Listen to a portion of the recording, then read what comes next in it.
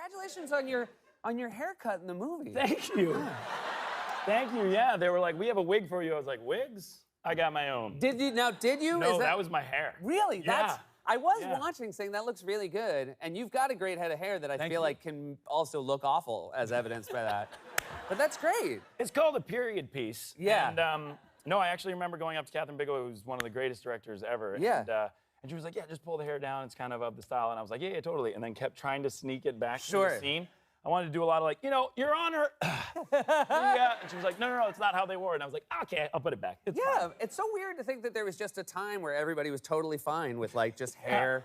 Yeah. Yeah, just rest in there your whole day, a big old fat piece of hair.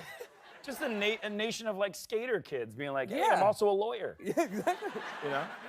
And did you know much? So this is you mentioned Oscar winner Catherine Bigelow directed, and I thought you were talking about me. I was like, Oscar winner.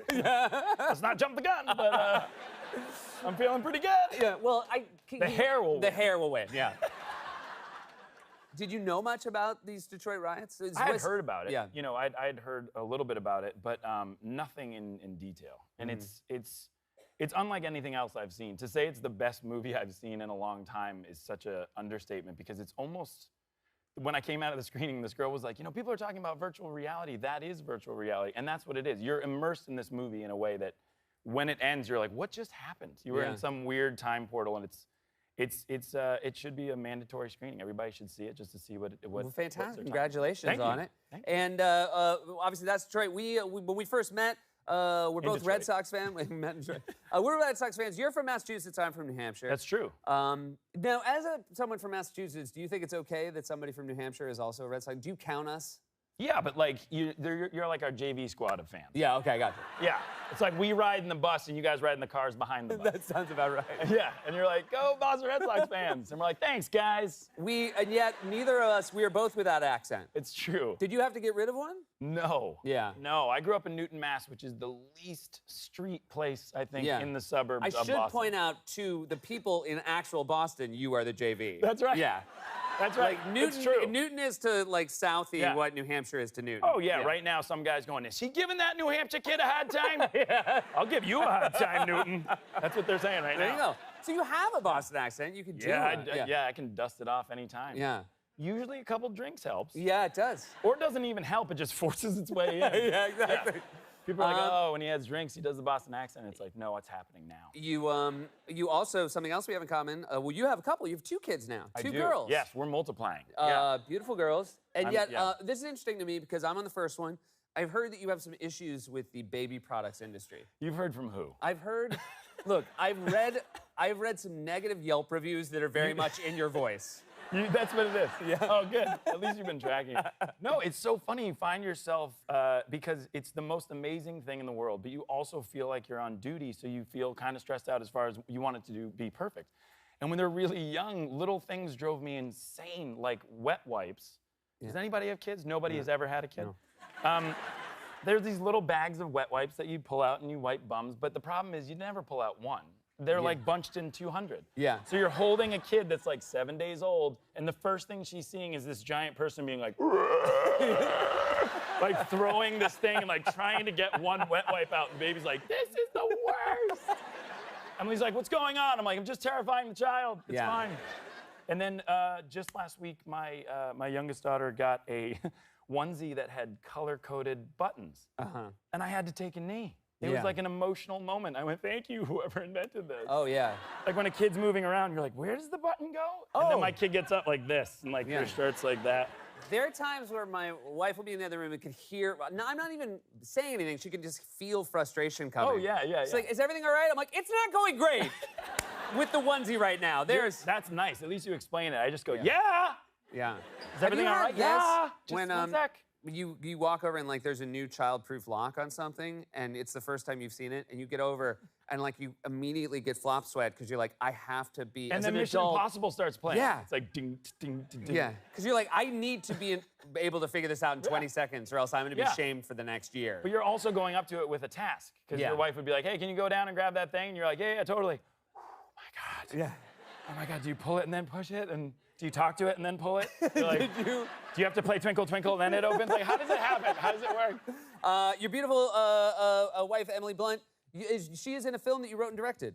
Yes. So that's very Yes. exciting. This is the first That's time what you this guys beard's for, yes. Oh, wow. So it's not just depression. It's like a good yeah. beard, Thank though. You. That's not a Thank depression you. beard, No, because it's it's like pretty- I very, feel it's good about nice and like trim. Thank you. Yes, I wrote a script. I rewrote a script these guys wrote that was great, and I'm directing now. And the best compliment of my entire career is when she actually read it just to read it for me, and then she said, "Would you ever let me be in the movie?" And, That's great. and I took a knee again, and she's like, "What is this taking a knee?" Yeah. Why are you getting so emotional? And I'm like, 1 sec! That's it. I've seen you, I've enjoyed you as a serious actor before, but again, like you said, this is your first horror film, Yeah. and I think for a lot of people, it was different to see you that way. This is another tweet from Chris Kelly, who used to be the head writer at SNL. He wrote, just saw A Quiet Place, and about 8 minutes before the end of the movie, a girl leaned over and asked her friend, is that the guy from The Office? So that, I think, is a high... But at least I got through almost the whole movie. You made it through almost the Yeah. whole movie. True story. I meant to tell you this. The night before baby was born on Sunday, Saturday night, my wife and I were trying to figure out something to watch. We watched old Office episodes. Oh, really? We did. We watched The Dinner Party. Oh, yeah. The Dinner Party. Great episode. Yes. That's my favorite joke on The Office. Which was... When Steve says, this is the best TV, and when guests come over, I can just... And, Yeah. I mean, when the TV only moves an inch and a half. I think that's the hardest I've ever laughed in my life. It was great. And then, again, it got it moving. Like, it got the baby moving. The baby's like, Laughter if will do that. TV is this good, I want to get out. Yeah. Yeah. Exactly. Some people, obviously, a lot of people tweeted, Chris Pratt went above and beyond for you. He Let's be certainly honest. did. It was one of my favorite things. He filmed a video of himself after he saw A Quiet Place. Let's take a Oh, my look. God. Okay, I know that I'm not supposed to be driving and shooting a video at the same time, but I'm stuck in traffic. I just got out of A Quiet Place. You have to go see this movie. Just cancel your plans, stop what you're doing, and go to the movie theater. I cannot tell you how freaking dope that movie is. John Krasinski, Emily Blunt, 2 kids, freaky monsters, and you just gotta go see it. I think you like broke Chris Pratt. I broke his brain. I just love, too, that he saw A Quiet Place and was as loud as he possibly could coming out. And, I love that. And there's a time between, like, when you see it and when you get in the car that he could have shot the video. Oh, yeah. No, he had to get out. He had to get out, get in the there. car, and then as soon as he's on the road, just start talking about A Quiet Place. I was just sitting at home on my couch wondering, man, when's Seth's video coming? Oh, were you upset that I didn't do one? I mean, upset is not the word. It was like very upset. Do you want me to do one? It'd be great if you could just sort of, do the old selfie I don't have move. my selfie. I'll do it on camera 1. Here. Oh. Okay, ready? Oh, hey, guys, it's Seth Meyers. I'm doing a show right now. I know I shouldn't be doing it. I just saw A Quiet Place. Krasinski, by the 2 kids. See this movie. Send, Okay, great. We'll get that to you. yeah, We'll get that to you right away. yeah, send that out. Oh, I feel better now. Yeah, it feels better. No, Oh, Pratt, man. I'm as big a fan of yours as Pratt is. I don't know. That Yeah. shows that he's a pretty big fan. Yeah, it is. I want to ask about, we didn't show him in the clip, which I'm glad because I do feel like you want to see it on the big screen when you see the monsters in this film.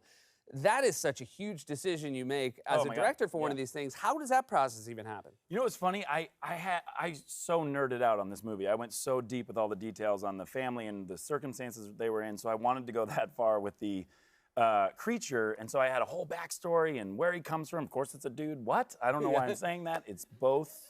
Yeah. Because there's more than one, so they're course. obviously having babies. That's right. Yeah. But the funny thing is, one of the things I remember my dad told me when we were kids is the most confident thing you can say sometimes is I don't know. So I had all these ideas, but then ILM shows up. Okay, ILM, for those who don't know, they basically created your dreams. Yeah.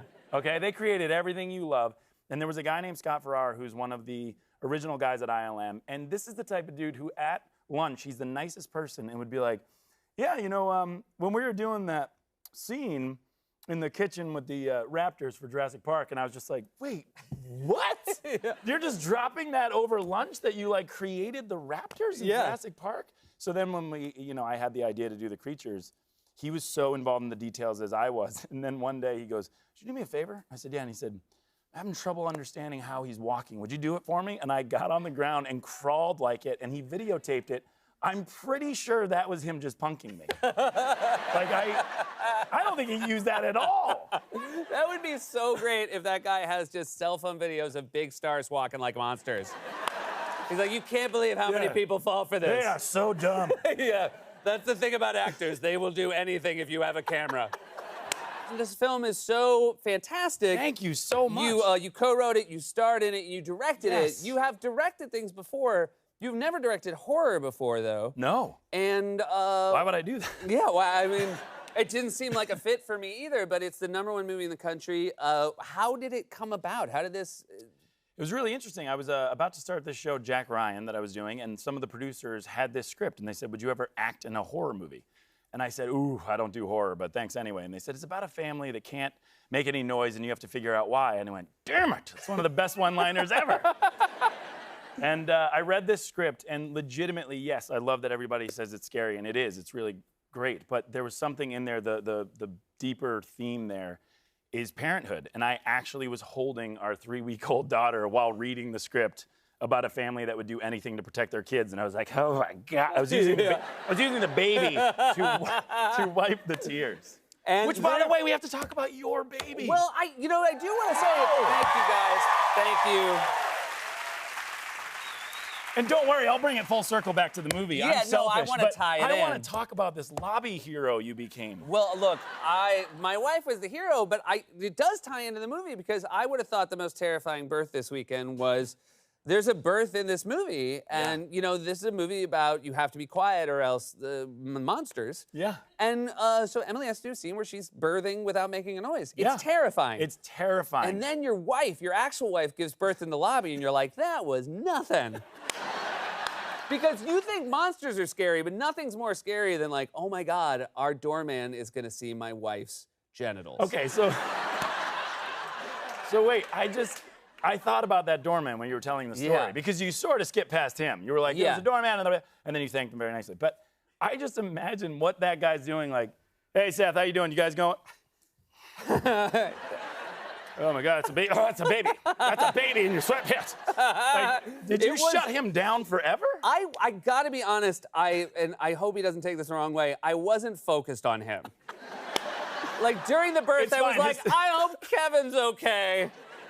No, but they were great because I only know they were great like after the fact because they did like kind of corral the people in our building to be like, you can't go in the lobby right now. Yeah, they were like, there's wet here. It's wet, guys. It's wet, just careful, careful. But it's like, it's a beautiful wet. But yeah, it's so my band name. it was. My new band name. Oh, but you now, you mentioned you had a 3-week-old when you were this. You got a 4-year-old and a 2-year-old. Yes, I'm almost at- 2. Yes. Almost 2. So we got a 2-year gap with ours as well. How was the second one? How did it change the game? In every single way. Yeah. Because when you have your first child, it's amazing. But in those moments where your like brain starts twitching, you get to go, can you hold her for a second? And there's someone to do that. And now you go, can you hold her? Who's this? And like number 2 gets passed to you, and there's no break. I just FaceTimed right before the show with my wife, and it was just both kids and the dog, and she was laughing like the Joker. So she was happy and smiling, but like the way you do before you like poison a city's water. Oh yeah. Yeah. Yeah, that's called new parenthood. That's That's what I tapped into in the movie. You did, but you really genuinely did tap into the movie, and because I mean, obviously you and Emily play parents, which you are in real life. You're the kids. You cast the most wonderful kids. Unbelievable. Yeah. Unbelievable. I've always been told don't work with kids. They never know their lines, and they have kid hours, which are shorter than yours, and they're not professional. I had the exact opposite experience. These kids are I probably slowed them down. Yeah. They're the most professional kids in the world. And we had... And you didn't even give them any lines. You No, put them I in a movie where they're not allowed to didn't. talk. Yeah. Yeah. I was like, oh, you think you're good? How about this? No dialogue.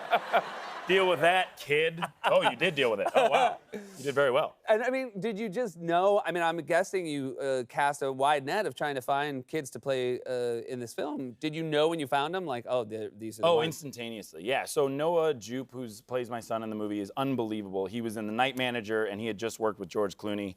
And so I emailed George, and I just thought, hey, George. And then it was like, don't ever write here again. I was like, oh, wow. No, and he just said he was the best child actor he's ever worked with. And he said, And as Doug Ross from ER, I've worked with them all. Yeah, that's literally. Yeah. And then the other unbelievable actress is Millie, and she is a deaf actress. She's the most beautiful girl in the world. She's It fantastic. was non-negotiable for me to cast a deaf actress, but I had no idea how lucky I would get. We're pretty sure, Emily and I are sure that she's not from here, that she's like an angel we got to know. Yeah. She's one of the most, it's true. Yeah. Wait till you meet her. Yeah. Hey! No, I'm just kidding. No, she was such an unbelievable guide and spirit animal for the movie, and she was just the most beautiful person to be around. You got this must be really nice when you have a movie come out. I mean, these are friends and not people you don't know. Ryan Reynolds tweeted about how he'd seen A Quiet Place. He wanted you guys to be his new parents. Yes. I think that's very high praise. This one, this one's pretty good. LeBron James wanted to go see it with his wife. King Jim. And then said #horror house we have. Which is like, when he does something, I'm like, that's so much cooler than what I would have done. Yeah. And then, but this is really the highlight, right? This was Stephen mental, King. yeah. Quiet Place, extraordinary piece of work, terrific guy. The main thing is the silence and how it makes the camera's eyes open wide. I mean, that's as a director, like that's straight up the king of horror. Literally the king of horror. Complimenting your choices as a director. No, it was thank Yeah. you. Thank you very much. Thank you. Yeah. No, but then he wrote me an email, and one of my favorite things was I said, "Oh my God, you're also the biggest Red Sox fan." And he said, "If you ever want my tickets," and I was like, Yeah. So yeah, that's happening. What a genuinely, you look great, Thank you. but that was genuinely a great clip. Well, it got a wow out of it. I was laughing backstage. I You don't just went, often wow a clip. So much running Yeah. and rooftops, and you can't. I am fake exhausted. Yeah. from that. Yeah. You can't. I think people in action movies, it strikes me that Yeah. you got to be really good at running fast for super short distances. Yes. Yeah. It and is, that yeah. was. I think you did a great job there. Well, thank you very much. Yeah. You actually have to pump your arms faster. Yeah. Because the first movie I did that had action, I ran like I did, and it looked like Scooby-Doo Yeah. character. I was like, But it's important. and they were like, that's not exciting at all. But that's the right way to run. If you Mission Impossible down, then Right. Like nobody wants to and see thank you that for saying at the Mission gym. Impossible. We all learn from Tom. Yeah, Like, well, we learn how to Tom- run from Tom. Tom is the greatest action runner of all time. For sure. Yeah, Tom. Yeah. And but this is, I mean, some of that. I'm assuming you did some of your own stunts, like that little Did, slide yeah. down I the did roof. more of my own stunts than I should have. It was one of those Okay. things where I was like, guys, I'm getting older. I don't want to do it. And the stunt guys were like, no problem. Maybe just give us one. And I was like, of course. And then like 17 later, I was like, guys, guys. What was the hardest stunt you had to do for this? Was there- Jumping from building to building. No, Yeah. definitely. Yeah. No, I definitely. For this one, it wasn't actually a stunt. It was a Black Hawk taking off, and we did this one take where I get on a Black Hawk, and then the Black Hawk takes off on the same take, which sounds super exciting, and it was, except for the pilot didn't care whether I got my seatbelt on or not. Oh. So I was like, "I'll see you back there," and then I was like, "Not yet, not yet," and he was just like, "Here we go," and I was like, "Nope, nope, nope, nope, nope." So in the trailer, when you see me like out the door, really looking confident, 5 seconds ago I was not confident. I was terrified. You filmed some of this in London, In London, yeah. and your wife Emily is from England. And She you, is. But you never. So you obviously spent a lot of time there, but never shot there before. No, never shot there, and certainly never shot a rooftop jumping scene Yeah. in London, which was phenomenal. They also shut down Piccadilly in London as well for us. It was very exciting. But I think my favorite part of the day was going back to my father-in-law, because there's always a little part of us that, by the way, my father-in-law is the greatest human ever. That's very and, nice. And he's got the greatest, thank you, yeah. And he's got the greatest accent, and he's so impassioned about everything. So he was like, "What'd you get up to today, Johnny?" And I was like, I was like running on some rooftops, and then like a guy jumps into the Thames, and he was like, "Really? That's absolutely wonderful. Good for you. That's fantastic. Fantastic." And I was just like, "Thank you so much." Had I known that's all it took when I proposed to your daughter. That's the only reason I did it. Yeah, exactly. Everything else is a sham. You just turned 40. Congratulations. did. Big birthday. Thank you. Big birthday. Thank you. Thank you. And yet still running A as little fast. slower now. Oh, God. This is very sweet. On social media, you made a plea for a birthday. If anybody had any interest in giving you a birthday gift, you directed them to a great organization. I want to give you a chance to talk about it. Yes, I told them to give me money. Yes. If you're a fan of mine, you should give me money. Yeah, That's what I absolutely. said. But no, it all went to these incredible people and an incredible organization, Family Reach, which is based in Boston. and they help financial situations of families who are going through the battle of cancer. So not only is cancer as bad as everyone knows it is, but the financial stress of going through that and being with kids or any family members that are going through it is so difficult. So we raised some money to help them out. That's awesome. What a nice gesture. Your family, 2 girls, Halloween, do they know what they're going to be yet? Oh, yeah. Okay. They do, yeah. Hazel's going to be a rocket ship. A rocket ship? Yeah.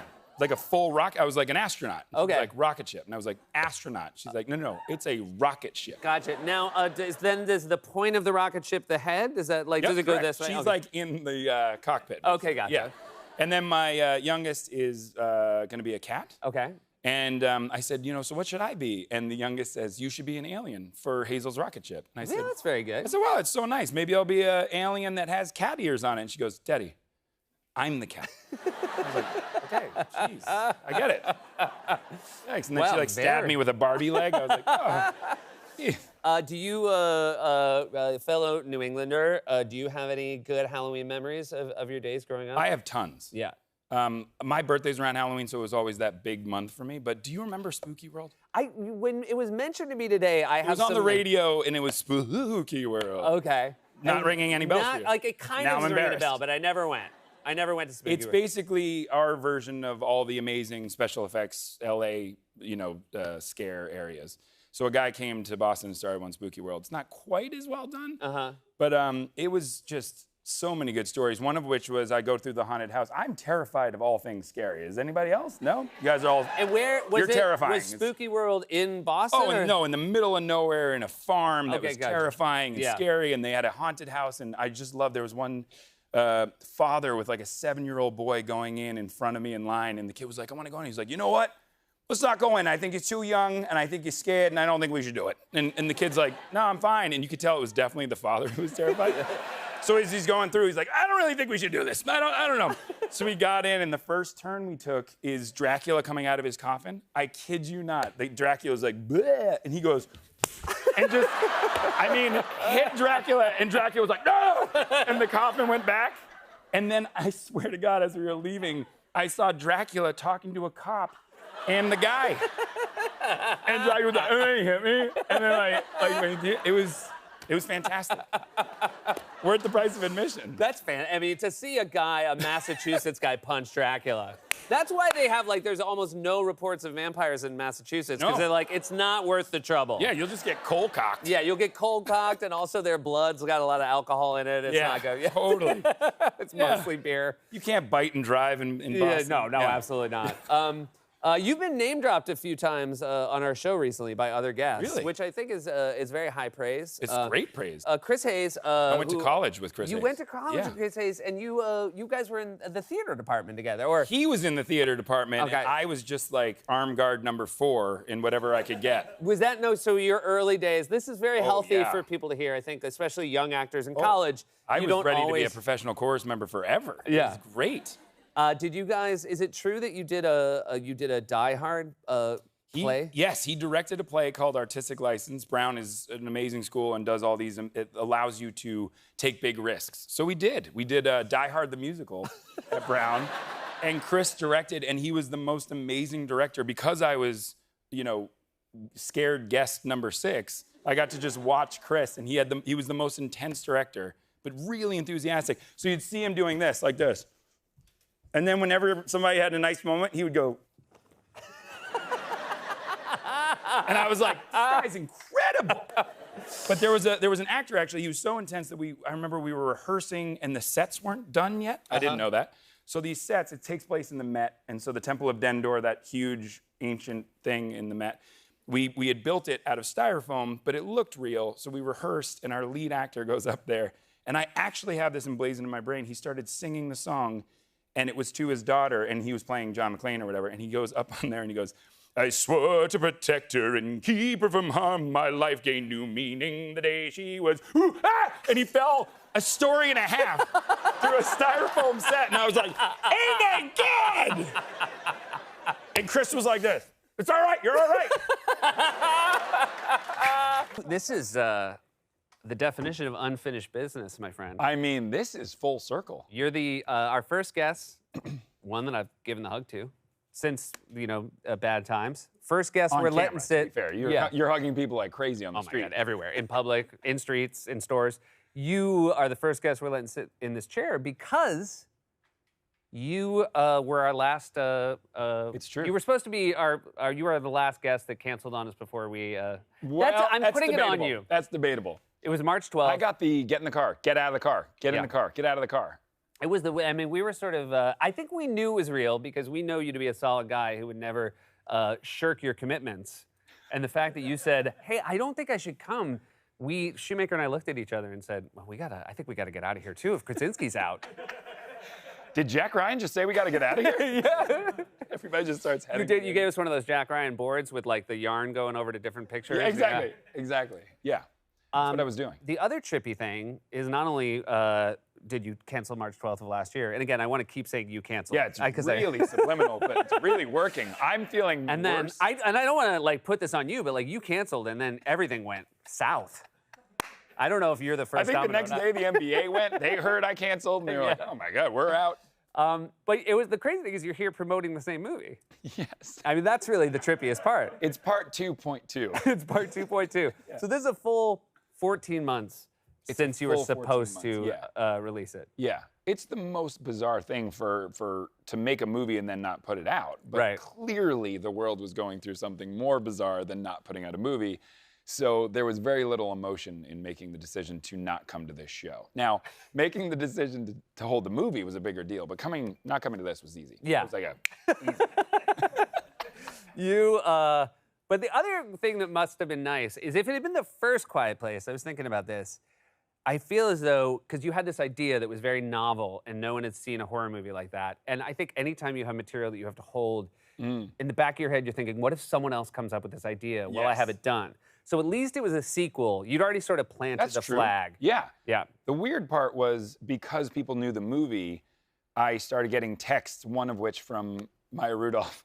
It was about 3 months into the quarantine. She goes, all right, I get it. We've had enough. When are the creatures coming? And I was like, no, this isn't the movie. She's like, this is the movie. This is it. So Were any friends asking in this desperate year where people were running out of things to watch, were they saying, I know it's done, give me the movie?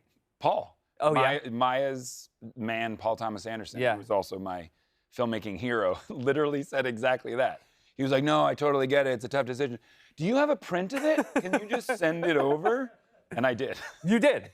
Well, that's good. There's certain people you can't hold the line Yeah, no, on. totally. And I think He's also one of those people when you call the studio and you're like, can he? They're like, yep, yes. And Oh, he's like, I haven't even interesting. told you what he wants yet. And they're like, we already sent it. We sent him churros. We sent him popcorn. They're like, no. He wants the movie. He wants the movie. You're actually, this is obviously a different time as well. I think, had you had the premiere of Quiet Place 2? We did. You 2 did. days before I think days before. I canceled. Oh my God, you did it. You Yeah. incepted. You canceled. You incepted me. Yeah. You spun us out. Yeah. It wasn't until like May that we could Had say I not this isn't canceled, our you would have been fault. doing the show all summer long. Absolutely. I would have insisted on audiences.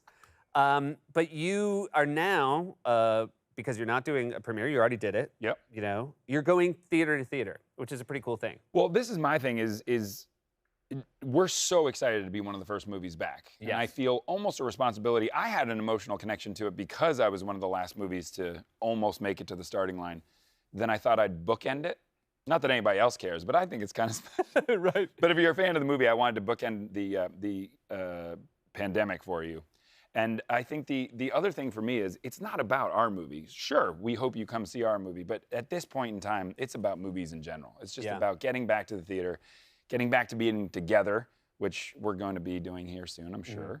And I think at the end of the day, it's something. So we're going to all these theaters. I've been to Cleveland, New York, Miami. We're going to other secret locations, and it's been awesome. I mean, just to get there and see all these people who are working at the theaters who have been, hurting a bit, and we're, it's really nice to celebrate them and bring them back. This is a family affair. Your wife, Emily, is in the film. You appear in a flashback. I do. Spoiler alert, great. You die in the first one. What And the hell, man? Look, I'm going to say why. Here's why I said that. If people went a whole pandemic and didn't watch the first one, when they literally were watching You're right. everything. Yeah. If you didn't watch A Quiet Place Yeah. this year, you're never going to watch it. That's true. But That's maybe true. if there's people who desperately don't like you and want to see you die, and now they know. Well, then now I'm saying Guys, I this gave. turned negative. This got dark. It was like funny dark You and then really canceled dark. on us. I'm actually scared. You canceled Somebody come on in. us. How is it? I mean, we've talked about it before, but you know, it's obviously a very intense scene. This is now. I'm getting dangerously close. I don't want to give anything away, but how do you direct? Because this is one of those shots that's very complicated and it seems like very involved. I'm assuming it's something you have to rehearse for a fair amount of time. Like, how do you direct? You're talking Emily? about Emily's. Yeah. Emily's car scene. Yeah. So the car scene that I think is in the trailer is that was definitely the hardest thing to shoot, but probably my proudest moment as a director. It's one of those things where every single crew member put their stamp and their fingerprints on it. But we planned it for 6 weeks. We rehearsed it with stunts for 3 weeks. And then on the day, I said to Emily, do you want to rehearse one? She said, no, you know what? I just want to experience it organically. And I said, oh, great. So everything in that shot is actually happening to her. She's hitting human beings that are stunt people. There's a lot of cars almost hitting her by stunt people. And then there's a bus actually coming at her at 45 miles an hour. And I don't think she knew that part. So as I closed the door, she's like, I just want to experience it organically. And I went, okay, great. And I shut it. And I went to I saw the camera crew go, I don't, and I was like, let's do it. And they're like, are you sure? And I was like, did I just put my marriage on the line? And then the car took off and I was like, wait. And we were rolling. I mean, she must be happy with the way it turned out, though, right? I mean, it Very, seems like yeah. her instincts were very good to react to it in real time. It was terrifying. Yeah. It was very, very scary. But the cool thing is, it's a car that we build a pod on top. So the guy on top is actually a stunt driver. And I remember Emily said, she turned to the guy and he said, you okay? And she said, well, actually, my life is technically in your hands. And he went, don't worry, Miss Emily, I'm the best. And she went, okay, that actually made me feel great. That makes me feel really good. I would say that's every stuntman I've ever met. There's no stuntman rolls in, he's like, I'm the C choice.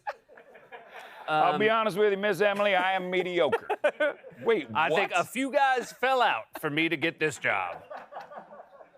I blew it. I had my meeting with John, blew it pretty hard. And yet I'll be here I am. honest, I just arrived on that there bus. So But it really is, I think it is a lovely bookend, and I want to congratulate you for staying the course. And I thank think you. it's This is nice, a lovely bookend. It's so nice It to is. see you. And congrats, by the way, since the time I was supposed to see you, that you canceled. And then now, congrats again on doing SNL. I know we talked about Thank you very much. That is a life goal of all life goals. Yeah. And it was amazing to actually see it happen. Everybody was like, we're sorry that you had to do it during COVID. I was like, this is amazing. There was actually something really special about doing it during that whole time. You know, what I was thinking about you yesterday was Upfronts. For those who don't know, this is when NBC, all the networks do it this week. They announce their new right. shows. Yep. They show clips from their Yep. new shows. Did you get announced? I Your got show announced. picked They up? were Oh, like, great. yeah, that we're back. Perfect. We're Congrats. back. Congrats. But I think this is the first time I met you. No, maybe that's not true. I met you before you were in the In that office. weird bar. Yeah, Yes, keep going with we this met in a story. weird bar. Yeah.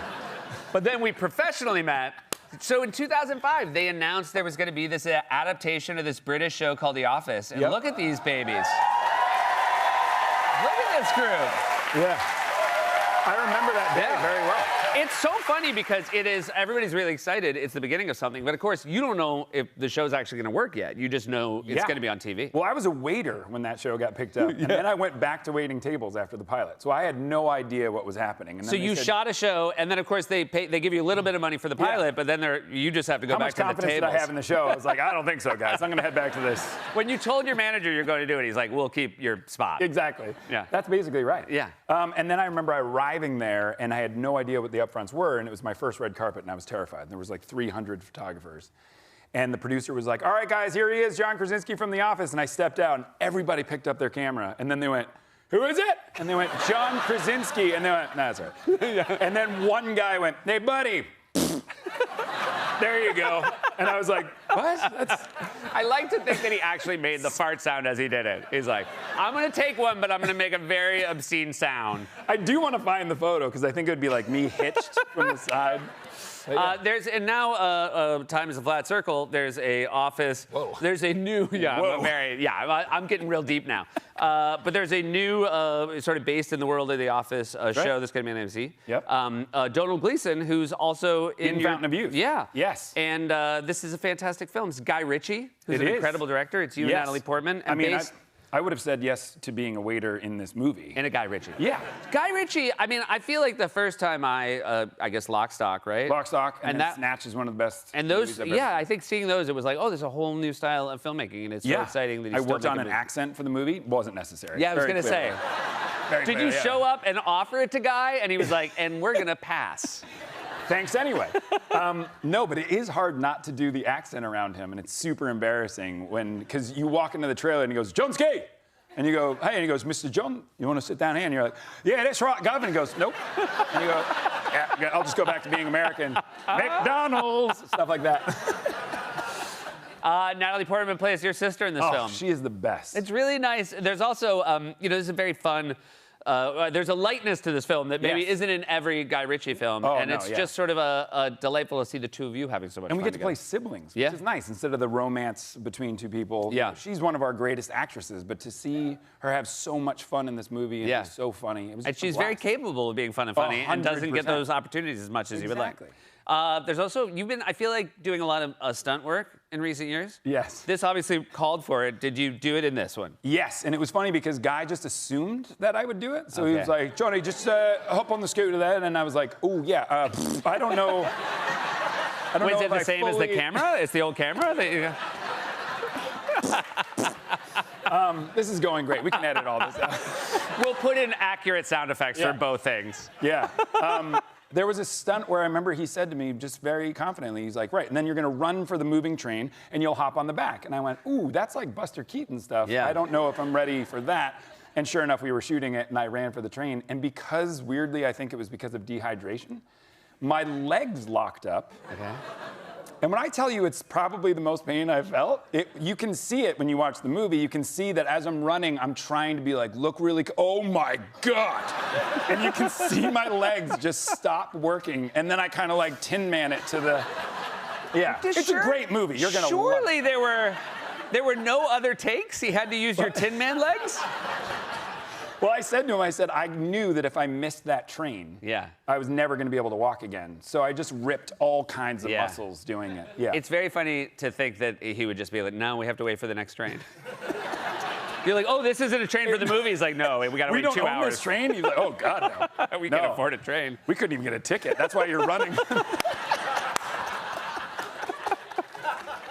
The whole thing is my just shot God. guerrilla style. Yeah. It's like, no, we don't. That's not our car. But I will say, it is, you know, this is a movie where it's so fun to see. It is a big budget movie. These Yes. are on location, which in Oh this my day and God. age, to see something that's not shot on a soundstage, which Yeah. I know has its conveniences, but it's very cool as a viewer to see Oh my God. massive scale. Yeah, we shot at the pyramids. Like, they were 5 feet away from us, and that was just mind-blowing. I think that was the most selfies I've ever taken in my life. Yeah. I just turned into a teenager that was like... And Natalie was like, you don't have to pout. And I was like, you don't have to pout. None of that happened. But no, it was crazy. Actually, the day we were there was an expedition. They were digging near the pyramid, and they had this tented off area, and they had found a new tunnel into the pyramid. And we all So walked you that know real- you're haunted for life, right? But keep going. Oh, that's what's been going on.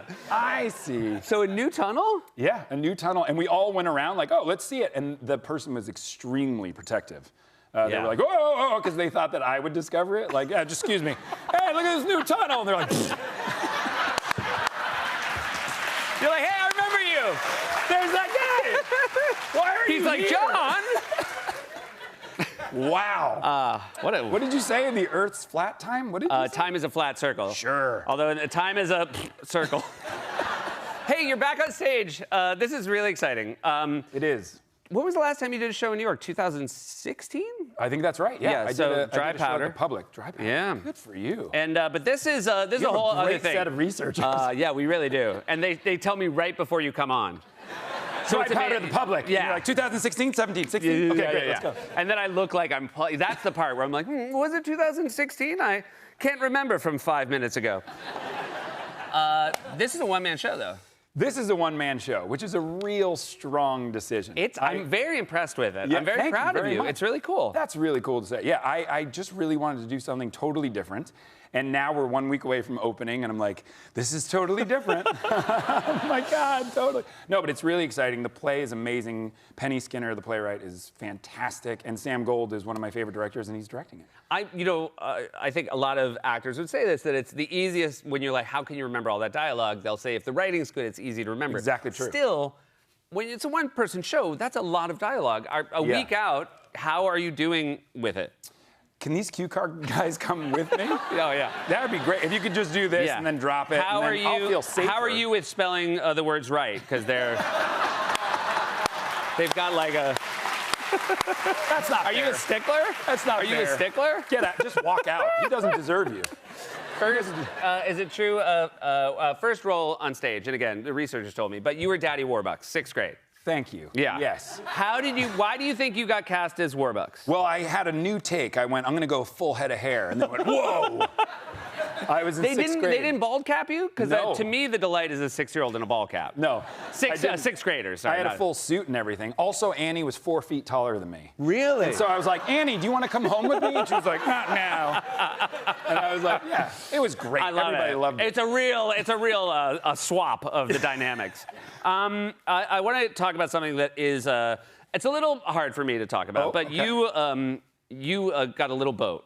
Like just a little motorboat. Yeah, yep, I got a. But you keep it in the same place that my father-in-law has a little boat. One of my favorite human beings on earth. And he's really connected with Ash. Tom Ash. What a name. Yeah. Isn't that a great name? And you now are like his dream. You're a guy who wants to talk to him about boats. Yeah.